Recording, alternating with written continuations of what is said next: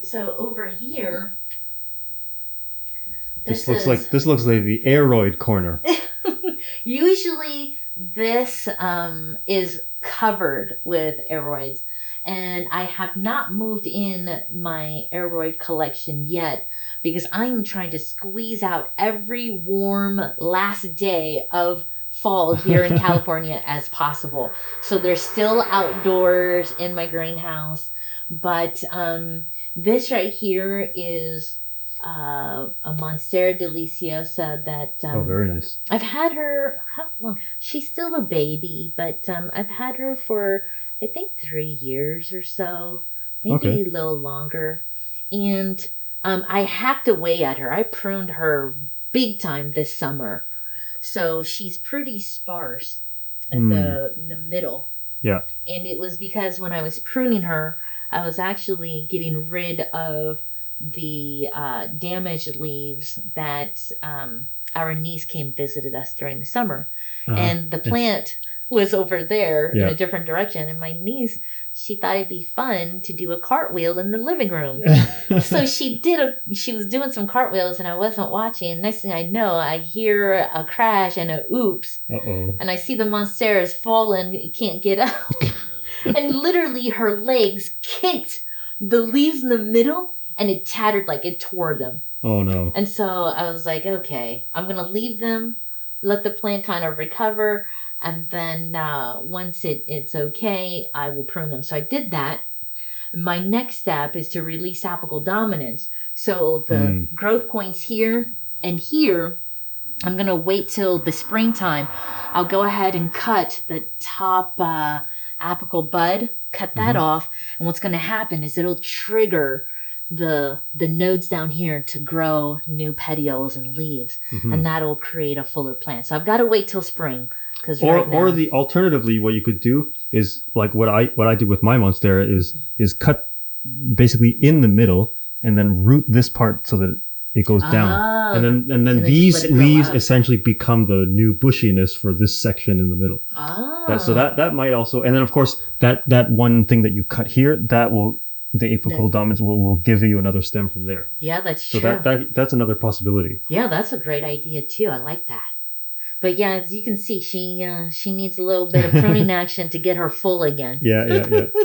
No, but it's looking good. And again, the whole thing with character is that like I can see that it's like it's loving this space and it's happy to be here. Yeah. Well, around this time I turn on this grow light right here. So usually before work I'll go ahead and turn on the grow light, and then around 6:30 I'll go ahead and turn it off. But this mirror reflects the light, and so it's not only I can see the reflection plants, right over here. Yeah, see, it's bouncing, and I have 4 mirrors in this living room strategically placed to bounce the light because it's such a low light space, and it's worked pretty well. Nice. Now over here is my this is a very tall mycans on a moss pole. So right now it's doing a bunch of leaf drop right now. And what I'm going to do is just wait till the leaves fall naturally, because it's going to go through its process of whether it's transferring energy, whatever the plant wants to do. The amazing thing about this plant is, and I don't know, but, some people kind of freak out around fall and winter. Why are the leaves dropping? But it's it's normal. They're going to conserve energy and water. It's a natural tendency. My plants do it every fall and winter. But when these eventually drop off, that'll be fine. But what I really look for is the new growth. Yeah. I look for the new bud points. So new growth there, new growth there. And so in various points, there's new growth. So there's always going to be some dying off of the older leaves, or leaves that just aren't going to survive and make it. And that's fine. And then looking for the new leaves. Nice. So I'm not freaked out about it because it already did that to me. Do you ever propagate from this guy? Sometimes I do. Sometimes I do. I have not done it recently, only because I have another mycans that's kind of like my mother plant. Okay. That you mean this is from. not the mother plant? No, it's This not. is a very big one, a big specimen that I've seen. I should actually propagate from this one because it'll then, of course, encourage the fuller new growth. Mm-hmm. But I actually need to repot her. She is really, really needing an upgrade. And until I do that, I don't want to encourage her and tell her, hey, I want you to grow by pruning her. Because that's just not the message I'm sending to her right now until I repot her. So I got to repot her first and then prune her. And then let her live her best life. Mm-hmm. Yeah. Cool. And then this Rhaphidophora tetrasperma, she's been pruned back a couple times. So you'll notice there's a notch there and a cut there as well. Yep. This was more recent. So this was maybe a month and a half to 2 months ago. So this is all new growth. Very nice. And you know what's so cool is you see this new growth occurring in fall. So, you know, there are certain plants that will react to the dormant period of the winter season. Yep. But I think houseplants, once they've been houseplants for a while, they don't realize the seasonal change because of the heating system, the warmth, the additional lighting that we provide them inside. And so they continue to grow, which I find so fascinating. I find that when we're dealing with indoor plants, then the shift in temperature, is really the big drastic change of the seasons, right? Yes. But because internally we have our temperatures set always kind of, fluctuating. Room temperature, right? So yeah, they won't necessarily react to the seasons the way that outdoor plants would react, the same way. I think, and again, like when you mentioned about the light, I don't use that many grow lights, but I think if I did, then they would really just continue to grow through the winter. Yes. Because I can control how long. I can make it as long as 16 hours if I wanted to, right? Yes.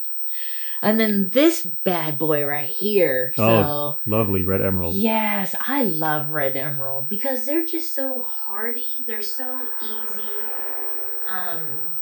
This one is starting to outgrow its the stake. Yeah. Yeah. So I'm going to have to cut off all those aerial roots on that stake and put in a taller one. Or could you potentially just put another stake behind here that just continues off of this one? I probably could. I mean, there's so much hardware that can connect the two wood boards that I could probably do that. I'll probably ask my fiance to do that. That's a good one. Yeah. Daryl. That's on my fiance's to-do list. I'm giving him more projects to do. I'm sure he's going to love it. But you'll notice that, with this beauty, you'll notice some of the growth over its kind of lifespan of I think this is 2 years old now. But there's some character marks and some blemishes. I accidentally knocked over the plant, so you see a couple of tears. But, I'm kind of if the plant the leaf can still photosynthesize and the damage isn't too bad, I will actually leave it. It doesn't really bother me. But if it's tattered and torn so much that, a kid cartwheeled on it and almost killed it, then yeah, maybe I'll remove it. Other than that, I just leave it because it's just, I think the beauty of the plant outshines, some of the flaws. But to your point, character, right? Yep, definitely. So. That's what I notice when I see this. I always look for the well-established plants, the ones that are happy to be where they are. Yes. Definitely this one is happy right here. Yes. And, I don't need my plants to be perfect.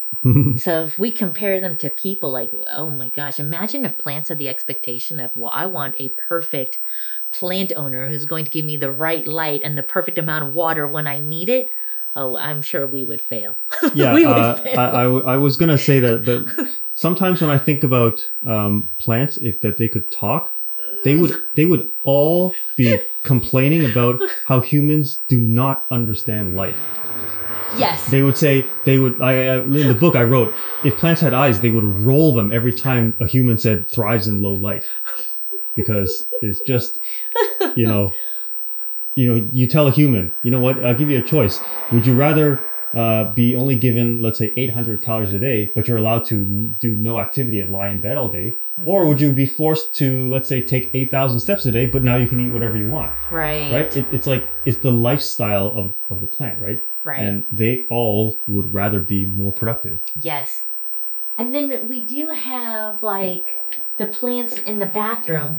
So the plants in the bathroom, these are like, traditional low light, right? Ferns, yeah. Yep. Now, of course, earlier we just talked about low light, but I always have to distinguish when a horticulturalist says low light, they mean 50-foot candles or higher. But I guess casually, some people think low light means, oh, I can barely read something, right? Right. And that's just not the case. You're so right about that. So it would be interesting to use your light meter to see what the foot candles are from this window. Because like if we turn off the light, I mean, it really is. Let's turn off the light. Okay. Turn off the light, yeah. And see just how much. And because this is frosted glass, and there's an awning outside this window as well. So a lot of people don't even realize that. So. Wow. Okay. So we're getting almost 50. Right? Yeah. Yeah. You're right. And but these guys up here are probably going to be not as high. Probably 20. Yeah, 20. Oh, yeah, 30. But again, when the sun is shining directly on all the stuff that's outside, then it reflects more inside, right? Yes. So that's really the goal of indirect light. Is you want to be in the line of sight with outdoor things that are reflecting sunlight towards you, right? Yes.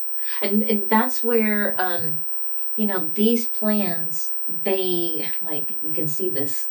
It's like going right towards the window. Yeah, it's climbing toward the window. Grow, baby, grow. But you'll notice that some of the fronds on the blue star fern, they're starting to grow downward. So they are reaching toward the light. And it's interesting to see the pattern of how they start changing because they really are reaching for it. Yeah. But yeah, these are the low light group guys. Oh, and can we bring down one of them and tell us about the watering system you got going on? Yes. So for this Boston fern, this is a self-watering planter. Cool. And I am testing these for about a good 30 days. So there's water in there. They get dirty because naturally some soil from the container is going to spill into exactly. Yeah. So it gets a little dirty, but it doesn't really bother me. And the rope there just wicks up the water and it keeps the soil pretty wet. Yeah. Now I've noticed for some of my plants that don't like to be in constant wet soil, this is not good for them. Not the strategy for those guys. Exactly. But for the guys that are more tolerant of wanting their soil kept moist, this has been working out pretty well. And I want to test it out for 30 days only because I wanted to see, okay, if I were to go on a vacation a month, what would it look like if I had my plant sitter not worry about the amount of watering, but simply filled up the reservoirs. Yeah. Exactly. It makes it super easy for the plant sitter. Yep. Anyone can plant sit then. So, yeah. So, in the kitchen, here, let me close this door. This is our makeshift enclosed garage / workshop. Top secret workshop area. Yeah. But this is the kitchen window. And I think it's so funny because when you drive by people's homes and when you see the plants at the kitchen windows, it kind of tells a story of, oh, that's a plant person in that home. So I'm kind of curious what people think when they drive by here and see my window of like propagation projects and whatnot. A lot of the avocados, I don't know, for me, growing avocados is very nostalgic because my brother and I did it when we were little kids. So I love having, the avocado pits grow in water. Nice. And some of these vessels are pretty interesting too. Like this one right here. Ooh. Do you mind if I grab it? Yeah. So that one I found at a thrift store. And at the thrift store, and it's actually an oil lamp. Ah, okay. So it was designed to be an oil lamp. Now, it didn't have the wick part to it, but I thought when I saw it, I was like, oh gosh, it's perfect for propagating. I'm just going to put little plant cuttings in there. Nice. And it is a hassle because the opening is so small. So it is a hassle changing out the water. Oh, yeah. So that can be... Because that's the only opening, right? That's exactly. just that tiny little thing. Oh, yes. And you do have to clean this out because over time, algae will develop. Yeah. Exactly. Yeah. Especially because you have it in the window. So yes. Yeah. So it's bound to happen. But most of the propagation vessels were all found at thrift stores. Oh, minus the Baskin-Robbins container. Oh, yeah. That's from, obviously, from ice cream places. I try to repurpose plastic as much as I can. So I actually use a ton of the Baskin-Robbins containers as like propagation jars. I think there's some over there even. Nice. But yeah, this is my propagation kind of section or station. Oh, check this out right here. So Oxalis, you got Oxalis? Yes. So the crazy thing is, someone that I met at a plant swap told me that she had water propagated and it grew rhizomes. Just from the petioles? Well, originally that's what she said. And then she messaged me again and said, actually, I think it had a part of the rhizome.